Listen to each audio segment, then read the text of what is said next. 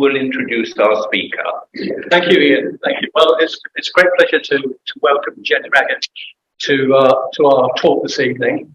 I just want to say that, I'm looking at Jenny's history by doing a bit of Google searching. You come to the conclusion that she's very much a Renaissance woman. She is, going through the list here, a technical writer on computers and the history of the internet, allegedly. She's also now operating as an artist, working in stained glass and fabrics, based at the Silk Mill in Peru. She is a long-standing environmental campaigner and has been involved with Wiltshire CPRE in various guises. She is a founder member and lead researcher with Transport for New Homes. And it's this that we're looking at today, really, the work that they've done. In 2020, she helped research and write a report entitled Garden Villages and Garden Towns, Visions and Reality. And that work that they produced terms into urban planning such as unicorns and cowpats. And cowpats is a word that I know the Civic Society have been banding around for a few months now, and we're very popular with us. And that report was the basis of Jenny's talk this evening. So welcome very much. I suppose I started a project off, I think it was 2018, called Transport for New Homes.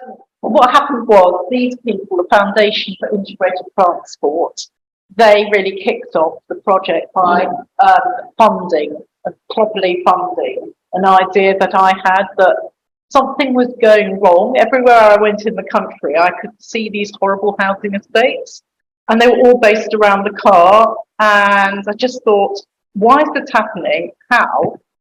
I want to find out. I mean, I'm not a planner. My background is really in science and technology.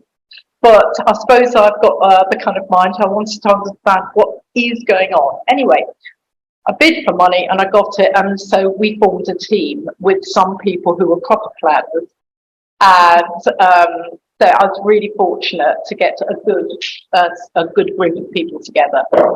And now that works, right? So it explains that. So here we have it. This really is summed up. We don't just go and have a look at elaborate PDF files and descriptions of what is going to be built. We go and have a look. I mean, that is the essence of the project. So, we come across all these things, vibrant places, healthy, low carbon, etc. Fine words, but let's actually go and have a look. And that has differentiated ourselves from lots of other groups of people, as far as I can make out. So off we went, and let me see if it worked. So we purposely went for a mix of places because we wanted to do compare and contrast. And so we went to urban regeneration projects. This is in London. We even went out of the country. We went to the Netherlands. And this is a brand new town centre with a bicycle shop to open, etc. In an area of new build, which we met the planners from the Netherlands, and we even stayed in a new urban extension. And I can go into great detail now, but we did learn that in the Netherlands, they do things entirely differently from here. And the planners, rather than the developers, do lead the way, which I'll come back to later. But back in England, off we went. Here we are, going around the various greenfield developments in England. That's a classic one, really. That's what they tend to look like. The green area is floodplain, and we speak to residents in these places. And we were told here that when the River Avon flooded, that people actually went fishing in that area, and somebody told us they found 7 different kinds of fish, 7 fish, that had come up down from the stream, and we just found it quite amusing. Other than that, they said, well, we don't really use that bit because it's very wet. And there are the houses. And, that was fairly typical. When it came to greenfield development, yes, the most important thing, we couldn't believe just how much tarmac there was everywhere. I mean, it was dire. There seemed to be parking everywhere, or roads or driveways. Places were entirely dominated by tarmac, and it was depressing. It was unexpected that it could be this bad. But of course, these places are purely for people who can drive. So in a way, it's expected. Um, so in fact, it wasn't just the look and feel. The whole lifestyles in these places were all about driving. We asked people, and they had 2 or 3 cars per home. That was quite common. And we did a rough calculation. We thought 40% of the residential streets were tarmac. And we went to have a look at so-called local centres. And they were just the same. They turned out to be usually a sort of American-style mini mall, I suppose, with a big car park. And we didn't see people walking there. This. So from when you look on Google, you can see the problem more clearly. If you look, you've got the High Beach group of houses, a whole area devoted to parking, and the gardens incredibly small.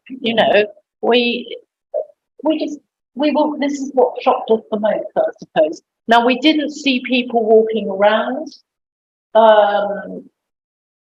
It was an eerie feeling to go to these places during the day. But at about 5 o'clock, the cars would arrive. People just poured in. It was like some deluge of cars arriving. That was just what we saw. So more often than not, this kind of development was associated with the road, a new link road, a bypass, ring road.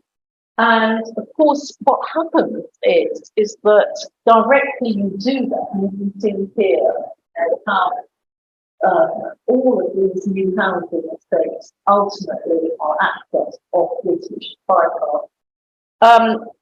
The effect on the town centre is quite interesting because at every roundabout, something starts to happen. It could be out of town retail, out of town leisure.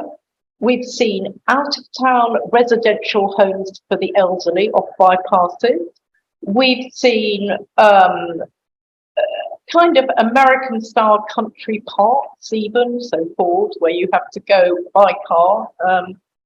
And all in all, I think it's called the donut effect. The town centre shops begin to suffer as people go out of town, making use of the cheap or free parking, to out of town retail, business parks, leisure centres, the lot. And so the lesson is that orientating new development around new roads and the car has really far-reaching consequences for the whole place. It's common sense, but when you've gone a tour, you can see it happen. So here we are. I just summed up some of these themes, the other things we saw. Few places to actually walk or cycle to. People say, oh, we're going to have a walkable community. Well, where do you actually walk to? Good question. Also, we've seen a lot of new homes cut off by major roads.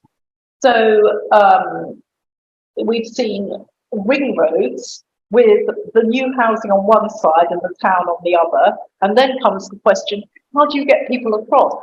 So underpasses, complicated crossing points with traffic lights, all kinds of things.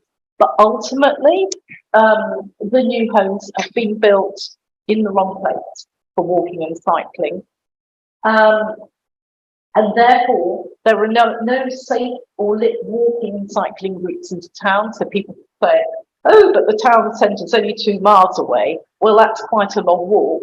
And certainly when you come to an underpass, under a bypass, you really don't need to go that way, which I've mentioned the fringe of town sprawl, which is associated with this kind of development and which ultimately destroys, we see, town centre vitality.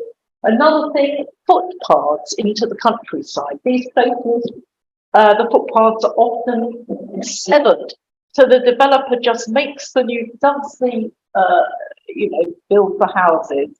And then you see that the footpath ends. And it's not as though, although people are told, come and live in this wonderful place, it's in the countryside. It's not as though the countryside has really merged properly with this new development. The development abruptly finishes at the red line on the map, and then footpaths and so on, well,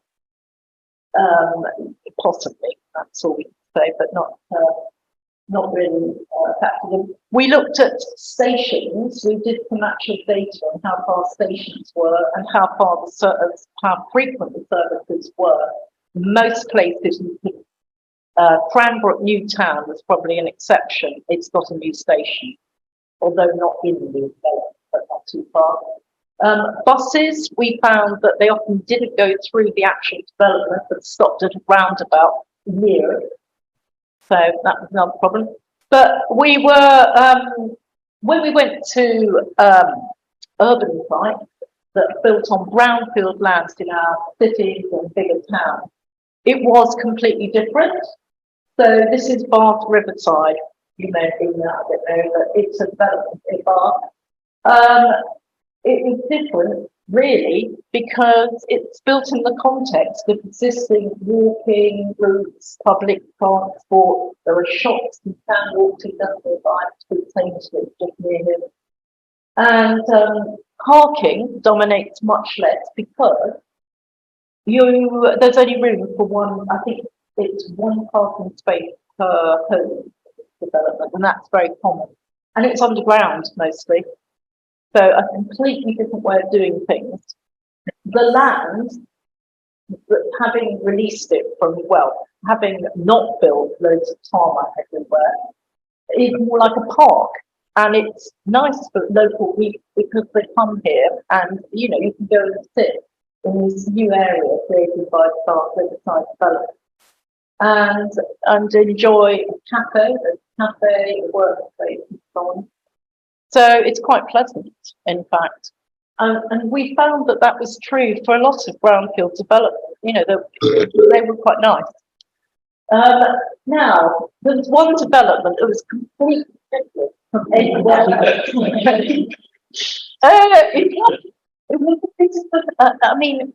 It was just completely different, and so much so that it kind of ticked all the boxes that everyone else said they were looking to tick. It was designed. We were lucky. Yeah, when we went to Poundbury, we actually met the planners at a farmhouse in Poundbury, and we spoke to them about how Poundbury was done. Really, how long ago? this was about 2018. And, we heard, for example, and this is really critical, because we said, how come all the employment, the shopping and everything else isn't just often a roundabout on the bypass? And we were told, oh no, Prince Charles wouldn't have that. He can't stand all that. It's actually integral to the town, and that's just so important.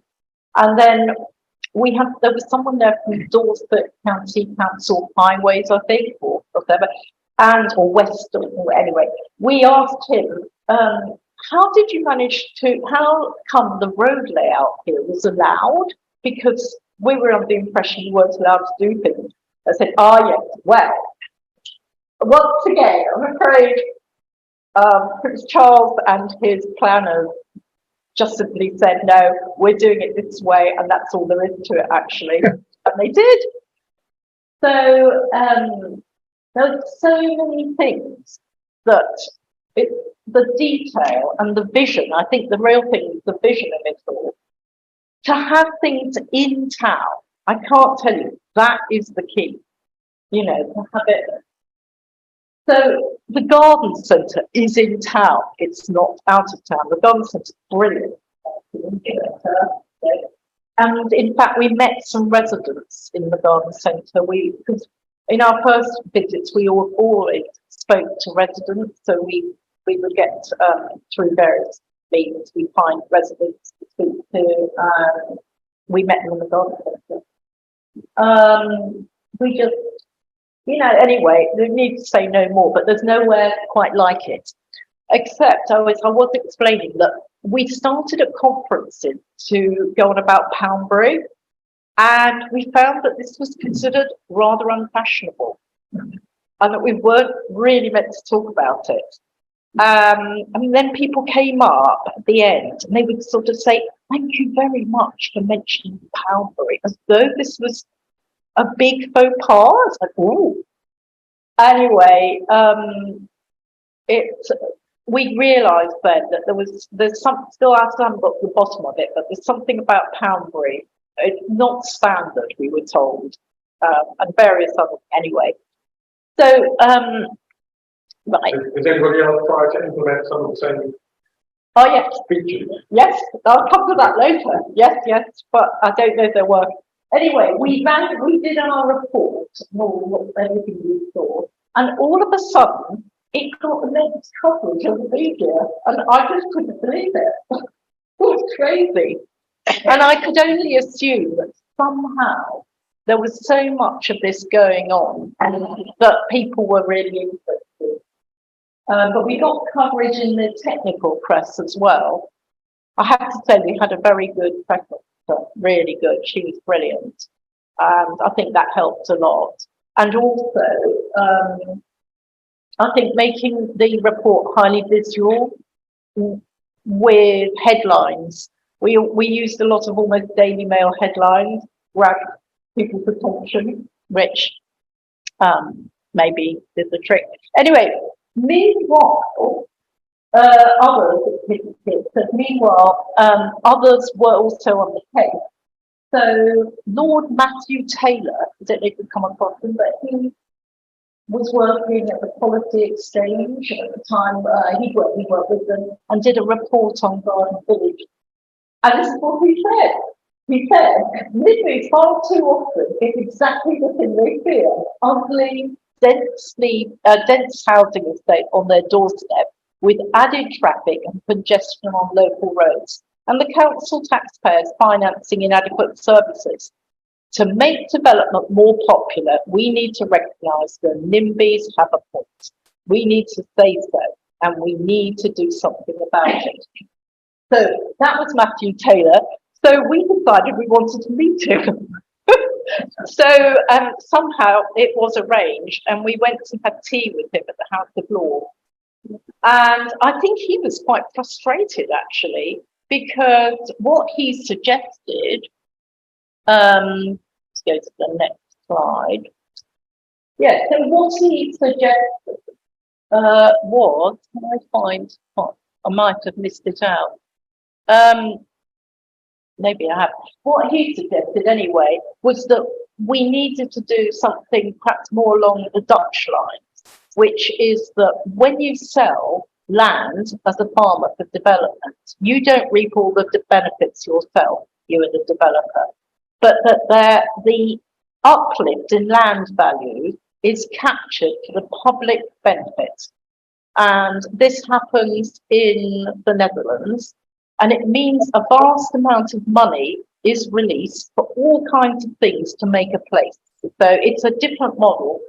So this Matthew Taylor had put forward this as one way, this idea of capturing the uplift in land value, which is tremendous. I mean, it's sort of, I think he said something like, what was it? 400,000 per acre goes, well, it's several million. I mean, the uplift is fantastic. And there is a lot of money, therefore, to be made as a farmer selling your land. And at a time when farmers are struggling, you can see that, they might want to sell it to developers. farming being the same as this. Yeah, he didn't talk about the whole problem of housing numbers, which I'll come to later. And he didn't really talk about location, which surprised me. This, for example, is just the way that the red line is just drawn round field. So this is the beginning of the Palpat development. I don't think he was as interested in that as we thought he would. You can't see the numbers here, but we've also put together adjacent local plans, which this is hardly ever done, to see how many thousands, tens of thousands, hundreds of thousands of houses are planned across a big area of countryside, really. And it's a vast number. And, in all those places, there will be several developments. Anyway, so it says here, his solution instead was based on land value uplift. Here is it, an acre of farmland that might be worth £8,000, and this was a few years ago, could be worth around 400,000 or more once it's got planning permission. Now, those are old figures, probably people may know what figures are now, but you can see that even before infrastructure has been put in place, and the land value uplift is captured mostly by the landowner when they sell the land to the developer.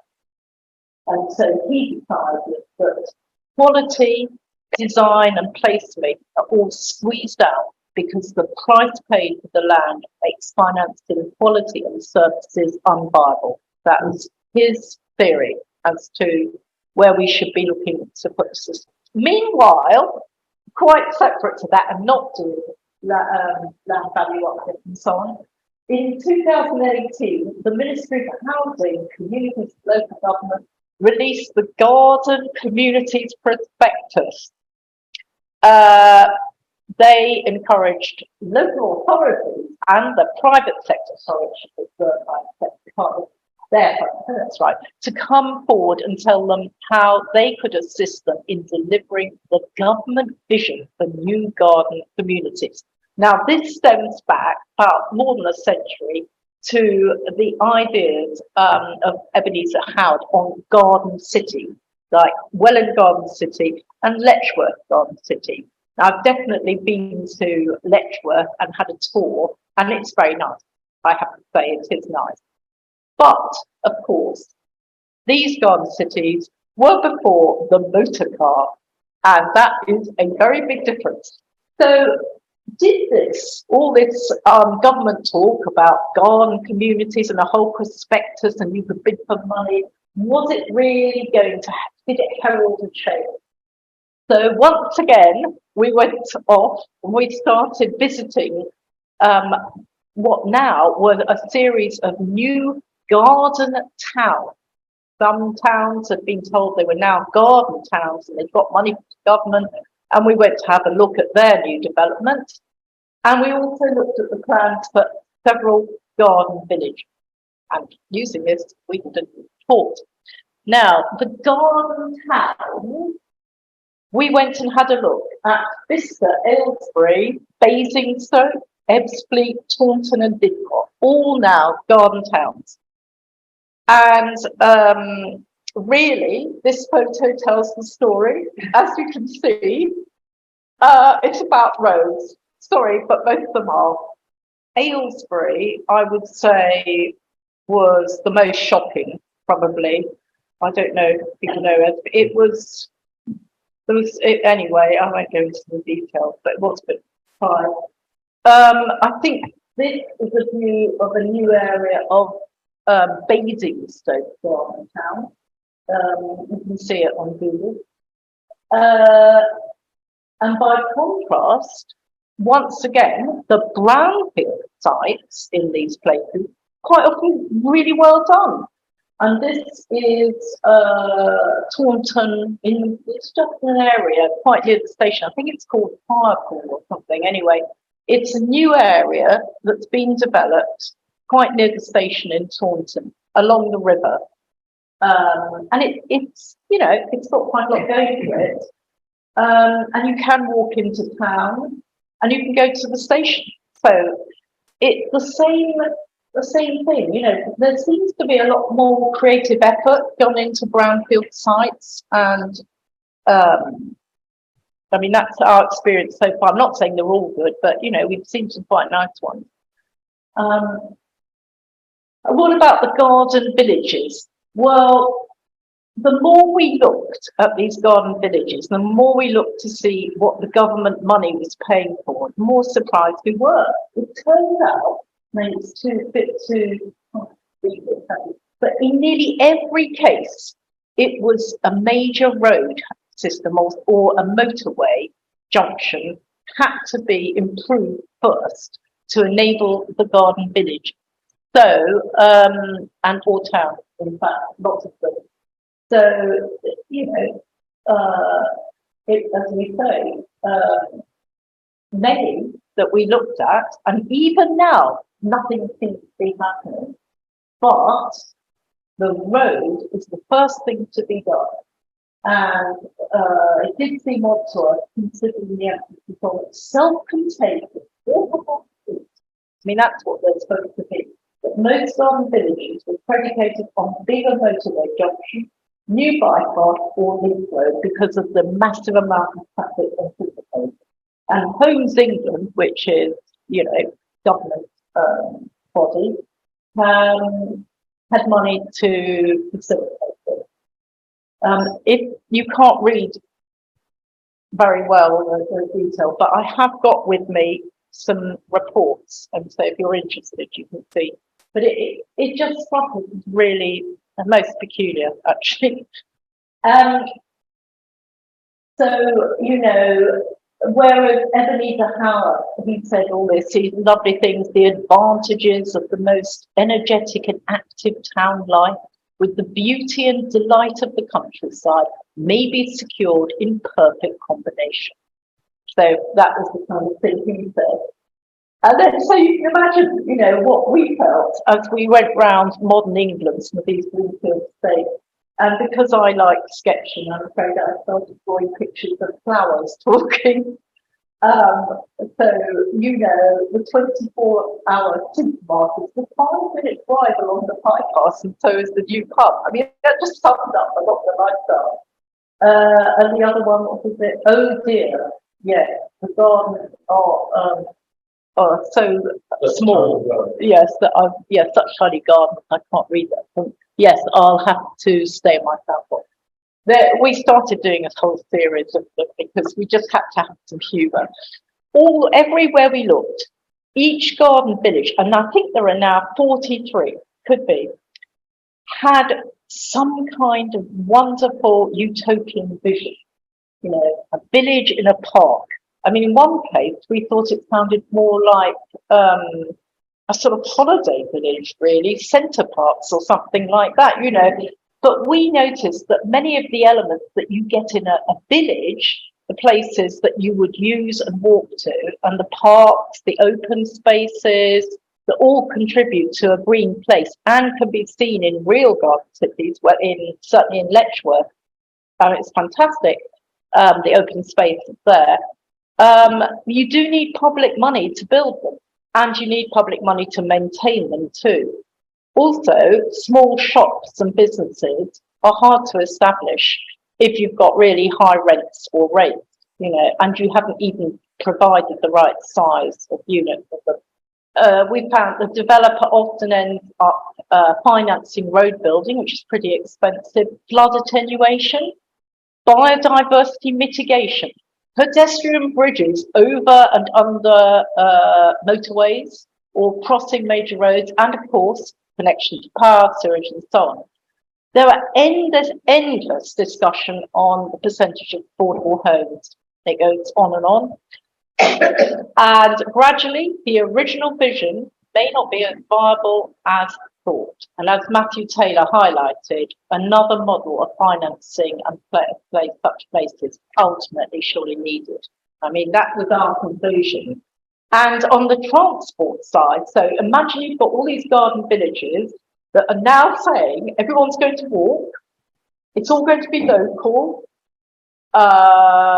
It's a new future, low carbon, blah, blah, blah, blah. It goes on. So on the transport side, what's very interesting is that major consultancies are trying to rectify the fact that these places are in the wrong location and may not have enough money by suggesting all kinds of innovative transport, including electric bikes, yes, scooter hire, car sharing, car clubs, multiple occupancy car, so you share cars, I suppose, but you actually, I don't know, multiple park is what they call it. Accessibility in scoring to inform parking. That's quite interesting because parking is one of the problems. The number of spaces that you provide is very contentious for new homes. On-demand bus services rather than normal bus services. Green corridors over motorways and major roads, etc., etc.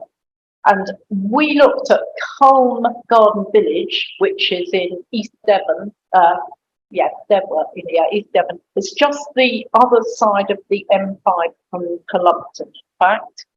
And we looked just very recently at what they are suggesting for transport, and we were somewhat amused to find that they had quoted our report, considering that WSP is a large consultancy, and surely they don't get that.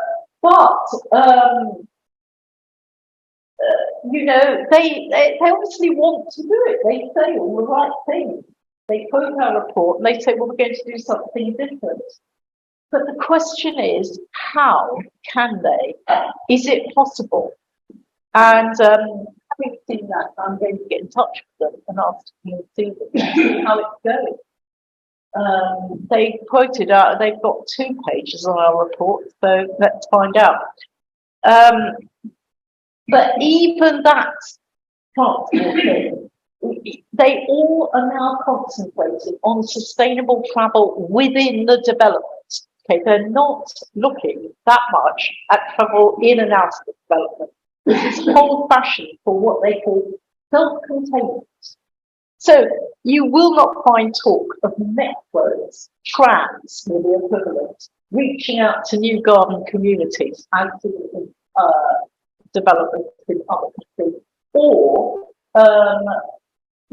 even tram systems or light rail or tram-like buses, which do work, for our garden towns like Taunton, Didcot, and Didcot Oxford area. I mean, there are so many areas where the number of new homes is just extraordinary. Surely they should be coordinated around a new urban transit system.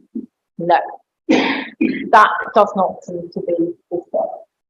And that is something which I feel is a real mistake myself. So for those who don't drive, I mean, if you want to go to see your grandchildren at the theatre, you might go to Hospital. I mean, these are just examples.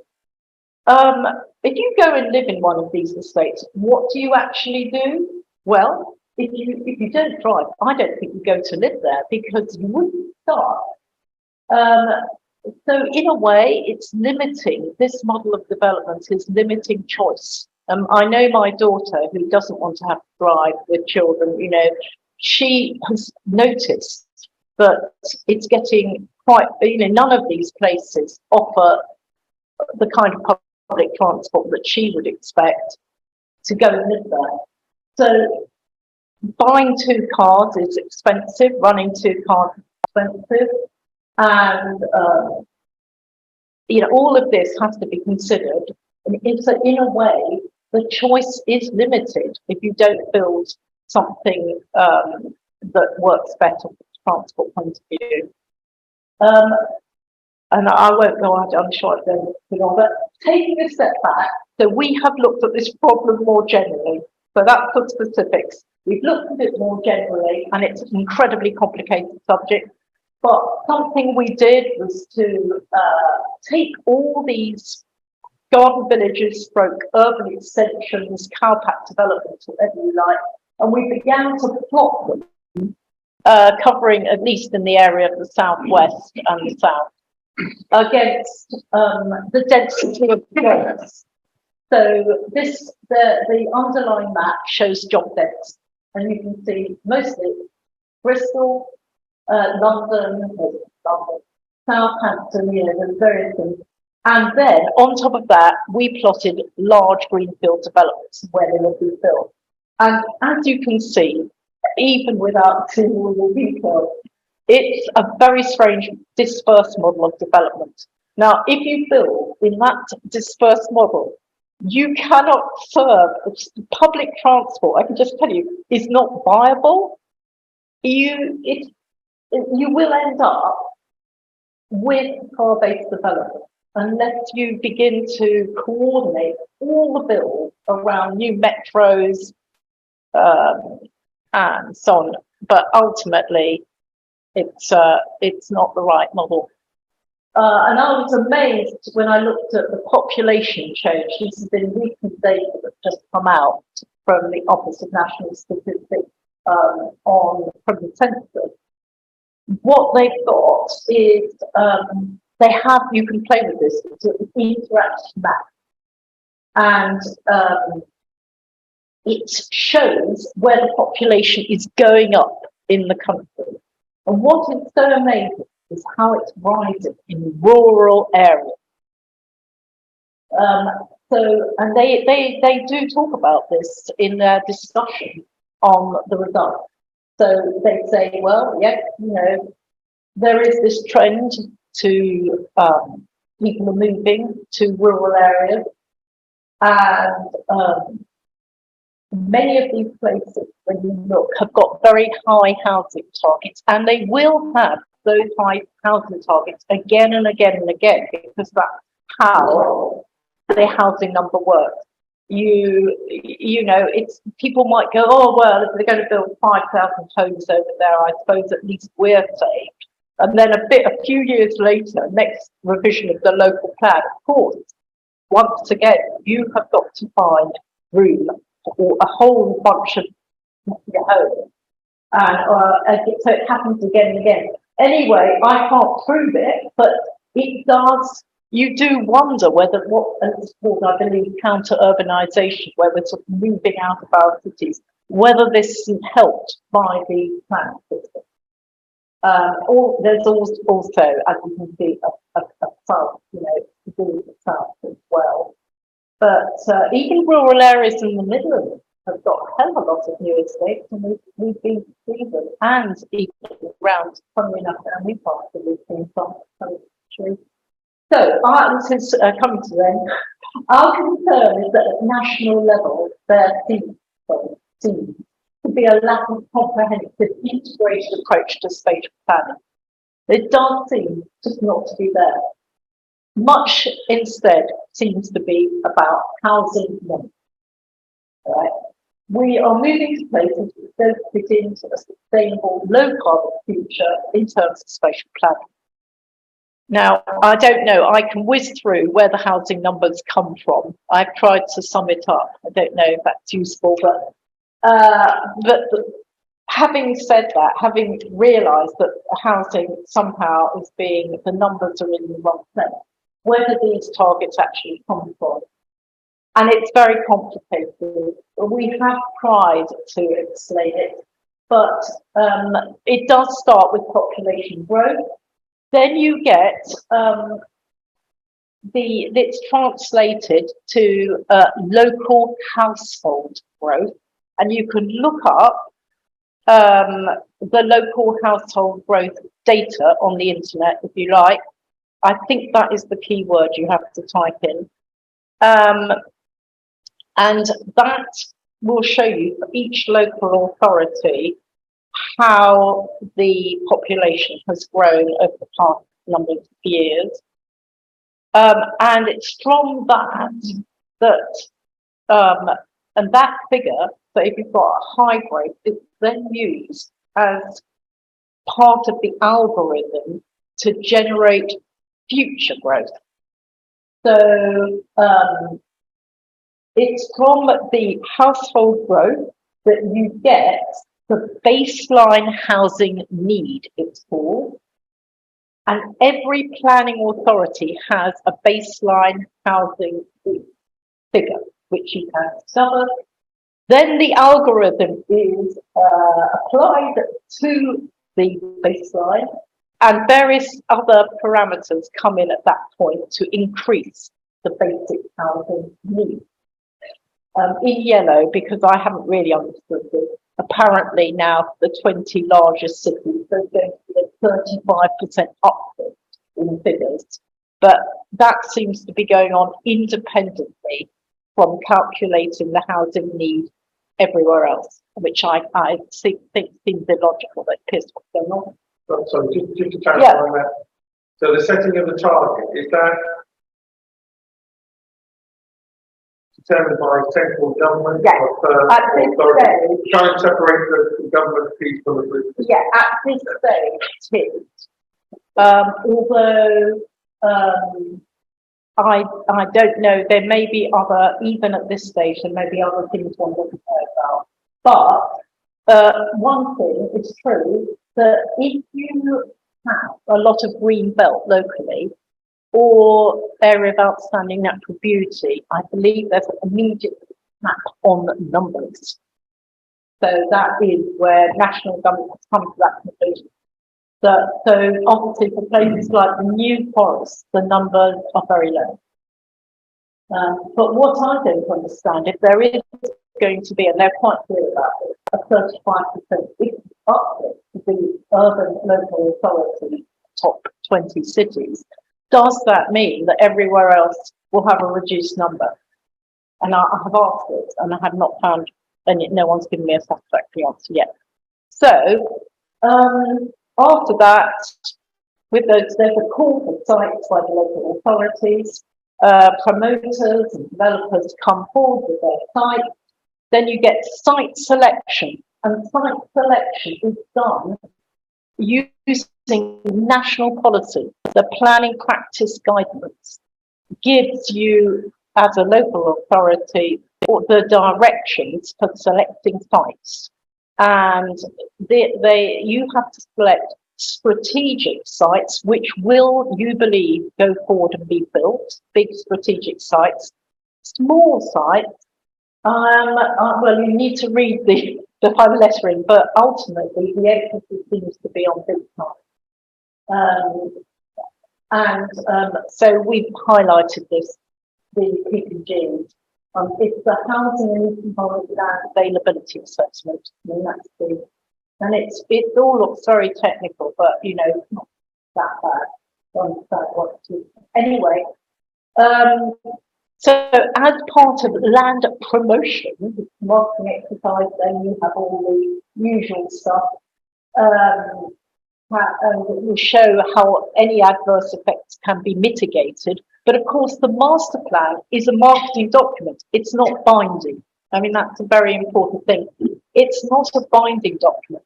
It's more a piece of, I don't know if salesmanship is quite the right word. It's because aspirational. There we go. Aspirational. Yep. And then an import with transport. There is a transport assessment, but it's not about things like, so could we have a new station maybe right next to this estate? Or, sorry, could we maybe think about having a new cycle route going right into town? It's not that kind of thing, really. It's usually 95% of these things for greenfield sites, not brownfield sites, but greenfield sites, are about traffic impact. And so you do a big model of the roads, then you imagine all the thousands of new cars coming out of the estate, then you see which junctions are gummed up, then you ask the developer to make junctions bigger, and so you increase the capacity of the road network for the purpose of mitigating any effects of increased numbers of cars. Eventually, if the site may go into the local plan and health application. And garden villages are estates for garden towns, are all part of this machinery, actually. It seems to us anyway, as if the numbers and parts offered, got something going along to it. Offered, yes, guided where we were building, and the transport and other aspects of sustainability were then retrofitted the best we could. Okay, so that's it. So it seemed to be about housing numbers and then developer sites offered. Once we realised this, we came up with this phrase, upside down geography. So the housing targets appeared to be the input, the land put forward was there, and then the concept was build and mitigate. So there was carbon, well, we have to deal with that. Flooding, I'm sure that's possible. Nitrate and phosphate pollution, well, the governments are messing around with that, we'll somehow get past it. Biodiversity impact, well, don't worry, it's actually going to be biodiversity again. And sustainable transport, underlined, considered far too late. Because if it was considered earlier, you probably wouldn't be building there in the first place.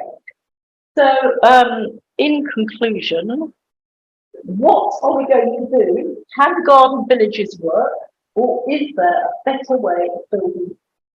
Ideas from the public, welcome. There we are. Oh yeah, I'll just say, as a matter of marketing,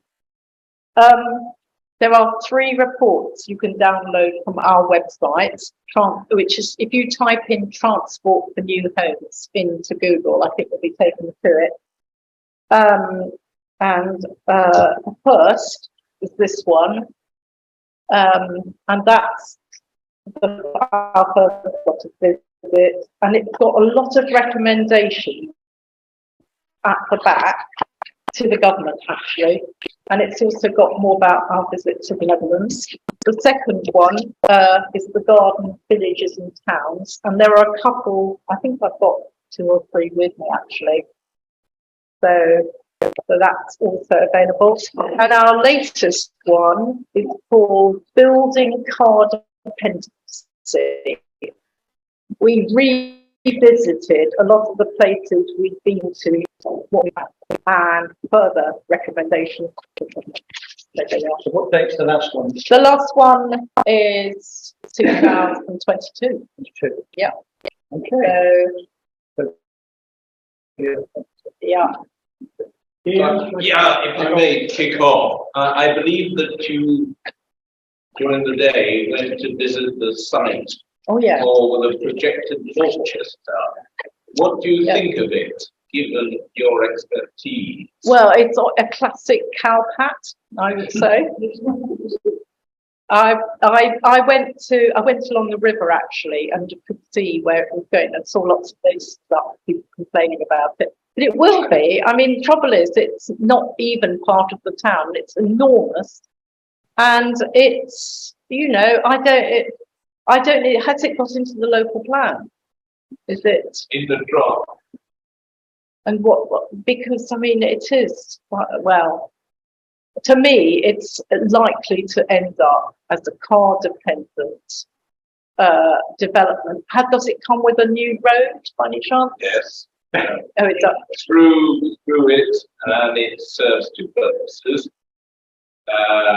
Extension of the bypass to take people away from Hilltown and from the people living in the new town, and also to serve the new town.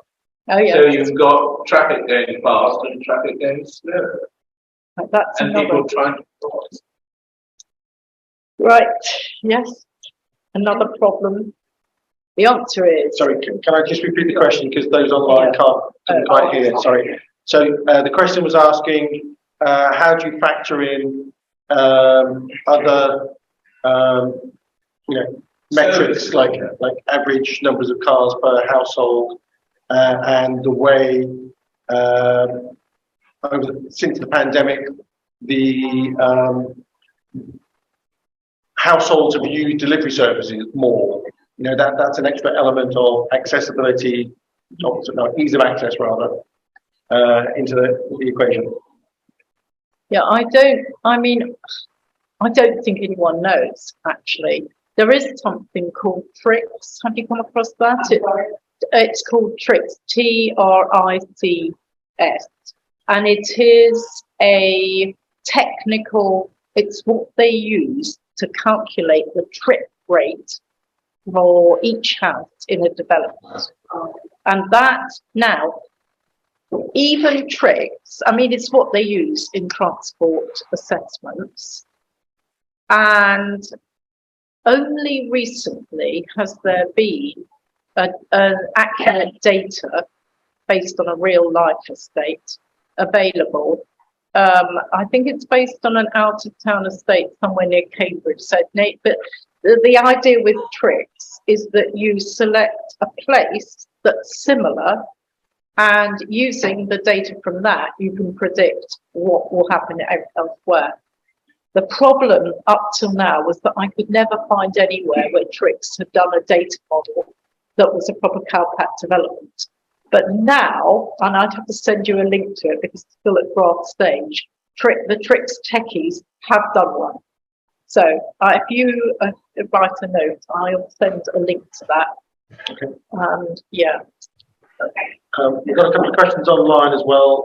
Anita's asking, the Royal Town Planning Institute seems to be heavy advocates of garden cities /towns/villages.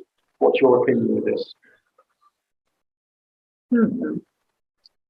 I think, like everybody else, there is a feeling that we really ought to be building nice places. I think there has been a reaction to the kind of estates that we've seen in our visits all up and down the country. It's a big reaction. And it's, people have in mind a kind of a better place. And the RTPI probably believe that, and a lot of people, fair enough. The problem is delivering places that actually live up to that kind of specification. And I don't know if the RTPI understand the importance of location.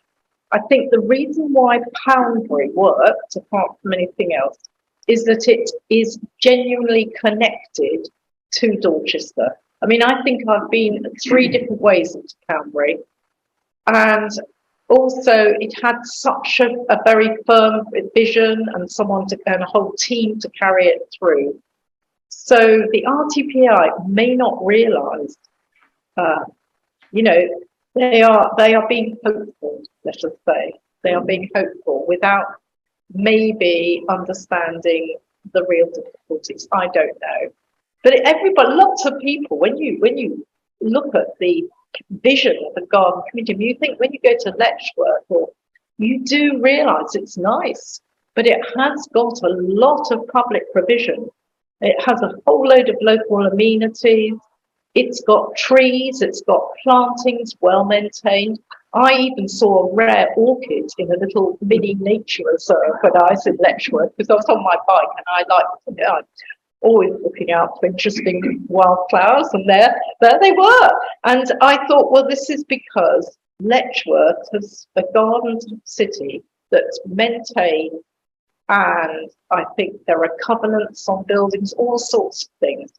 So I wonder if the RTPI are aware of all the difficulties actually getting delivery. Sorry, can I just summarise, because again, people can't hear online. So David's saying that he doesn't agree with Poundbury being held up as an example, and has got a long list of things where he feels it doesn't quite meet the criteria of the example. David suggesting Stevenage Newtown as a good, a better example, in his opinion, of somewhere that was pre-designed for pedestrians and cycles with separate networks and underpasses and front doors that open onto pedestrian areas rather than motorised areas. Well, I'd just like to say, first of all, I'm not commenting on the architecture. Personally, I'm not personally particularly keen on Queen Mother Square, but I won't go into that. But functionally, when you visited all these other places, it is the only one which has got things actually in it. I mean, there are shops. I mean, okay, so it's a Waitrose and this and that. There are shops, cafes. I can't describe the contrast between some of these big places like Cranbrook. There's nothing. So I'm not saying it's perfect, but what I'm saying is that it has achieved functionally a load of stuff which we haven't seen in most places. There is another place, I ought to just tell you, near York, there's a place called Derwentthorpe. Now, Derwentthorpe has been developed by the Joseph Rowntree Trust, and that is really nice. And I would recommend that. We thought it's not posh in the same way, it's an ordinary place, but it's really nice. So a quick summary is, someone's made the point that there's no mention in any of the planning around employment and the fact that everyone needs their cars to get to and from work, but there's no corresponding creation of local employment opportunities, something like that. Yeah. I'd just say that this all comes under the general feeling that if you want to build a whole new load of homes for the population and you want them to be able to get to work, to services and so on, it does seem strange that we're not building around non-car modes like, light rail, tram, buses. You've got to put the infrastructure in. You can't just expect people to not drive and not go to places. I mean, I come from a public transport campaigning background. That was my original thing, particularly rail. And, also I've lived in Europe, in various places. This is what's lacking. We've somehow forgotten that we are actually a densely packed country and we have got a traffic problem mounting up. We do need to do things differently, even for that reason, and that's one of the things. So. Okay, we've got a question from Kate. Is it likely that the DOR 13 site north of Dorchester is the only place in the whole Dorset Council area that meets the basic criteria for garden community? That I don't know. I really don't know. Pass on that one because I don't know. Where would you find the definition of basic criteria for garden community? If you look in the Garden Communities prospectus from 2018, they do describe roughly what they're looking for, but it's not very definitive. But I have to say, a lot of places that used not to be called garden communities now are. I mean, even where we live, we suddenly got told that it's been renamed as a garden community, even though it hasn't got funding from government and isn't on the official list. So it's there were urban extensions, there were eco towns. I mean, all kinds of things through planning, and now garden communities are the latest thing. But marketing badges. I suppose so, but I still think there is this underlying vision. I mean, I do think people want to believe that they can build these lovely places. They really do. I meet consultants. There are loads of groups who would love to build some really lovely places, but somehow the system doesn't deliver so far. I mean, when you look, these garden communities take decades to build. Literally, some of them, I was looking at one, where was it, Falls Need or somewhere up north, 30 years of gradual build out, well, like Poundbury. So, I'm talking partly theoretically here, but it doesn't look that promising, but maybe things will change. Of course, before eco settlements and STEM settlements, there were urban villages. Oh yeah, there were. Which were the brownfield, yeah, you could say, dream visions. Yeah. Which, well, is that the way forward? Back to urban village concept? Well, we've seen some developments, urban ones, that are really quite nice. But we've also seen a couple that weren't actually.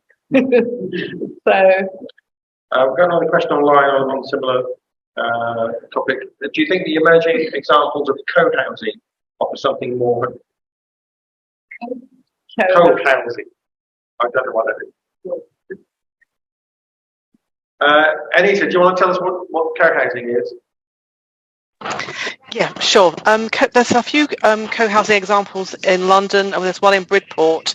It's hard to explain, but it's it's really where people, it's not a commune, but it's sort of getting, politically it's nothing like a commune, but it's where people live together. Their houses are more sort of integrated, and there are more communal social spaces. I can't describe it better than that because there are so few examples. Self-built. I'm sorry? Yeah. Some of it's self-built. Yeah. It's a community. Some of it can be self-built. It doesn't have to be self-built. The idea is that people are much more, integrated into each other's lives. There are communal gardens, communal areas. Sounds good. Yeah. But most of these big estates, I suppose, one of the things they're built for a certain kind of lifestyle. But but it sounds interesting, and I certainly think that there needs to be more variety in these places. Different ways of living, different types of accommodation. They often are pretty same. Another question in the room, and then we come back to Philip's question online. So one of the issues for us in a rural county is obviously rural transport, and I know your work has mostly been around these larger developments. But there are villages that want to grow and want to have more houses and on a small scale, and then struggle with, as they develop neighbourhood plans, how to conceptualize a transport system. And I just wondered if your group has had any thoughts about that. Because if we're sort of arguing that large scale urban type developments on greenfield sites are not the right kind of houses in the right place, we could argue that smaller scale development associated with villages has some traction. Then how do we build connectivity?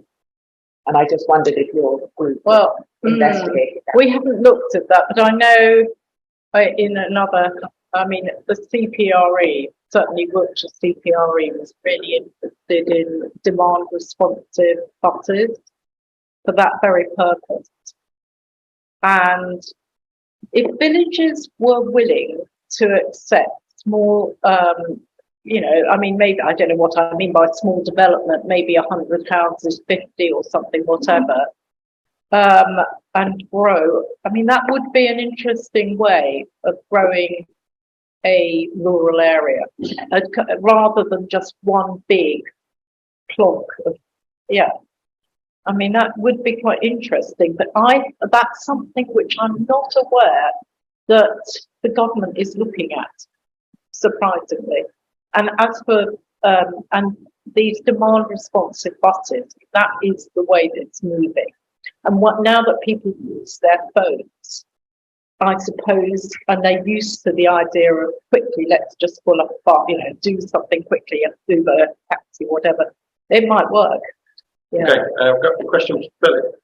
How does what's been said tie in with what the IPCC said on 4th of April 2022 on the worldwide need to be reducing carbon by 2025? Oh, well.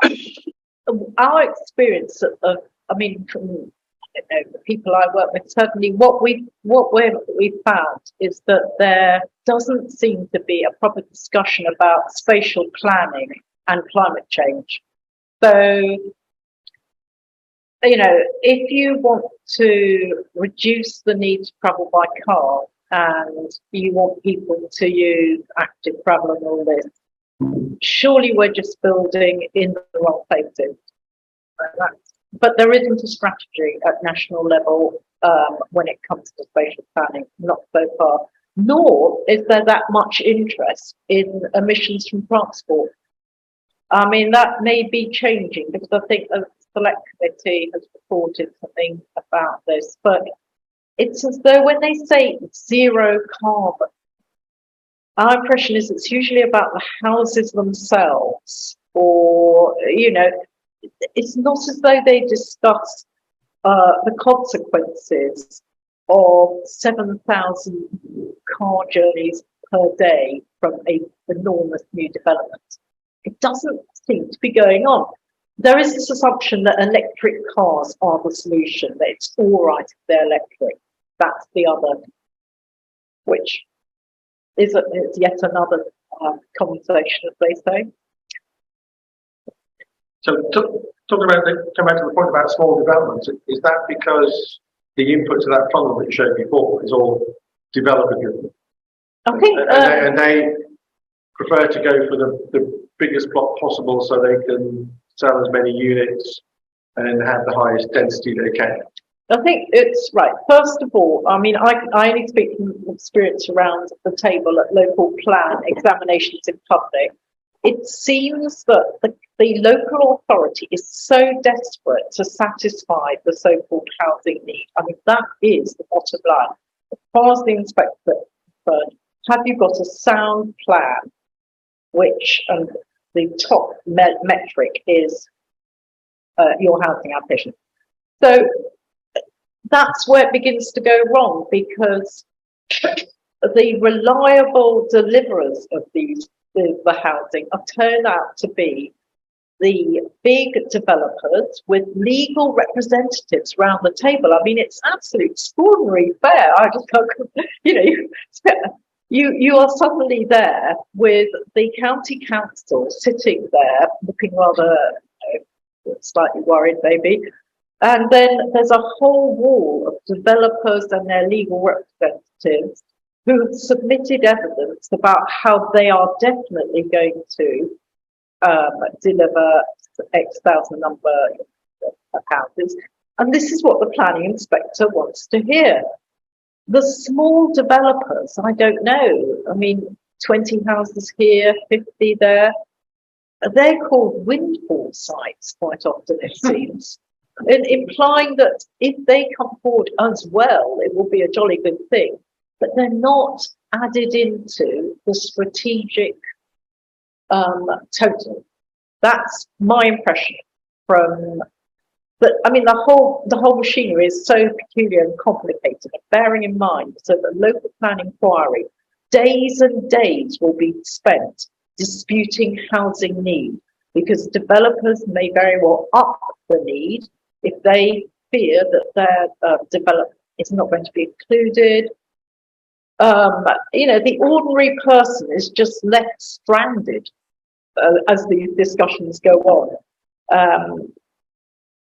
But my personal understanding from sitting around the table is that a lot of brownfield sites even are discarded as not strategic, merely windfall, and that's a disappointment. And so I fear the same might be true of small sites in villages and so on. But, it's a very technical subject, and I can only give a sort of layman's opinion from my own experience here. And, because you're a planning background, but yeah. One of the interesting things when you study the planning system and house building is that during the 1990s, there was the big push, supported particularly by the CPRA, for brownfield development. Yeah. And before, when that happened in the early 90s, the developers said, we can't build on brownfield, it's too expensive, too many risks involved. But then within 10 years, like 90% of their production moved from greenfield to these are big builders to brownfield. So it can be done. But you do need and what we don't have is a government steer vision, you might call it, to push for that. And you rely on people like British Shells to be a one-off here and there to develop something similar, but not the same. So it's been done, but it required a consistent message from both Conservative and Labour governments during the 1990s. Well, certainly, it will be interesting with this latest national planning policy framework and the Levelling Up Act and so on. They definitely want this increase of 35% up the numbers required in 20 cities. So, I mean, that is going to be very interesting because surely that can only be accomplished by a lot more brownfield sites. But what surprises me is I can't see the dialogue going. You know, I can be presented with this is the suggested new text, but I can't really understand further than that. But it's promising, surely. It sounds vaguely promising. But, you know, this you might be getting the flavour of what it's like. It's not, it's such a, it's very hard to put a finger on lots of aspects of planning, which is why there are so many consultants involved at every single level. You know, it's a really complicated business.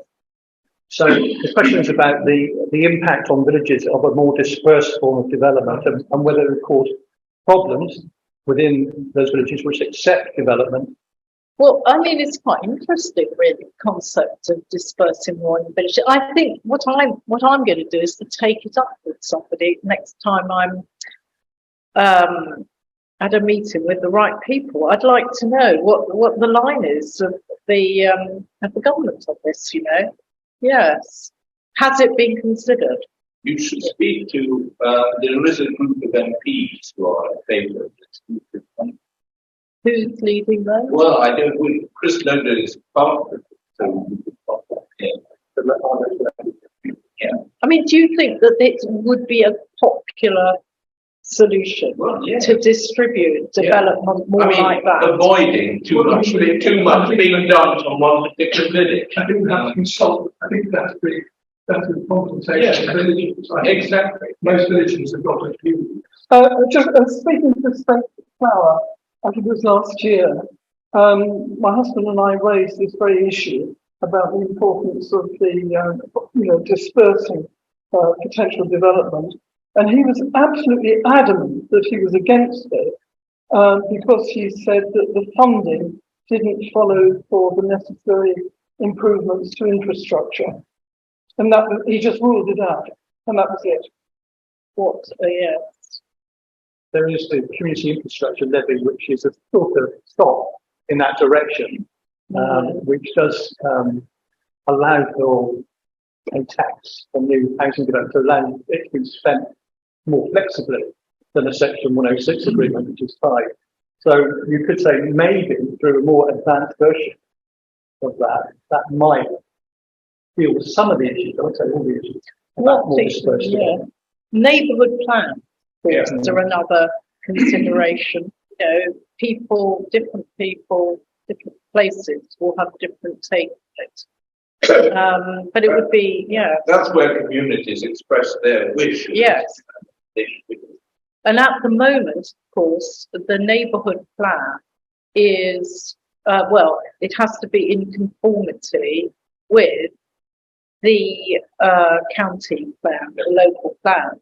And that means that people can be surprised by having to suddenly assimilate a giant housing estate and take it into their local. I was on the neighbourhood plan housing group. I was in Brampton Neighbour, and that's what happened to us.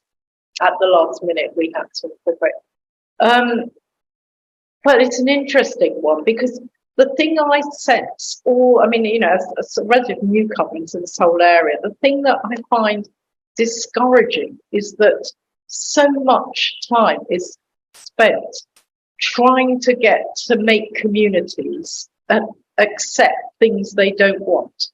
It's, they can be called NIMBYs and all that, but it just goes on. And that to me there's something obviously wrong there. And when we were in the Netherlands, I did ask about this. I said, do you not have this problem?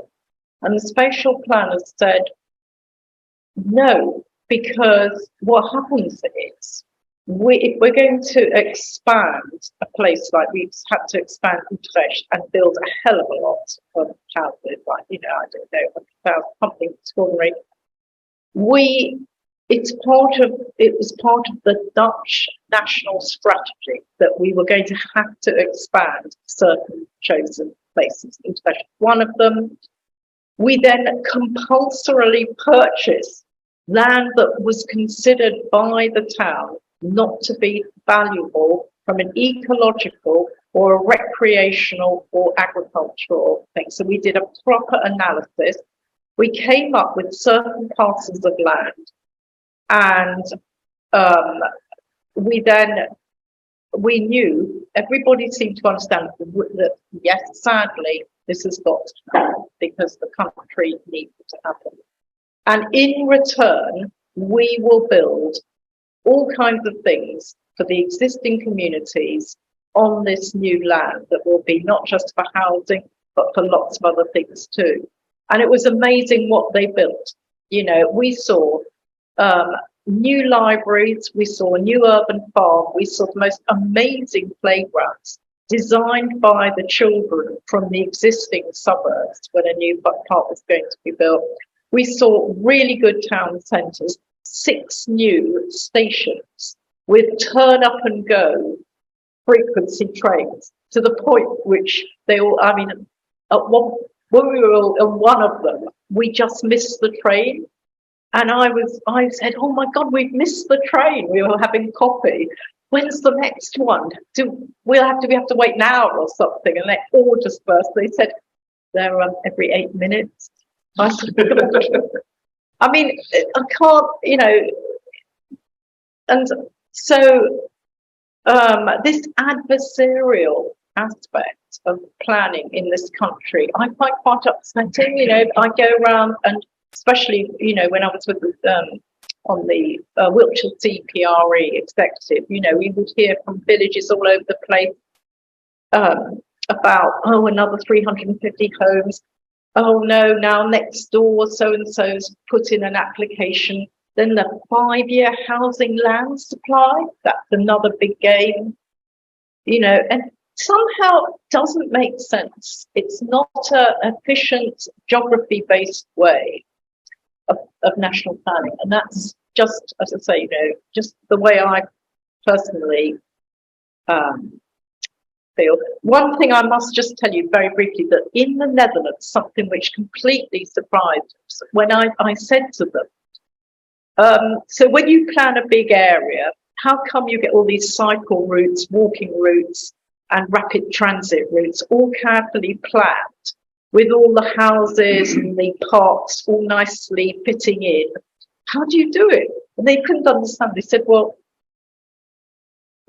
we do it. And I said, what about the developer? And they said, the developer? I'm sorry, what do you mean? I said, well, don't you have developers just saying, well, we're building here, we're going to do it? And they just went, no. Look, here we are, the local planners.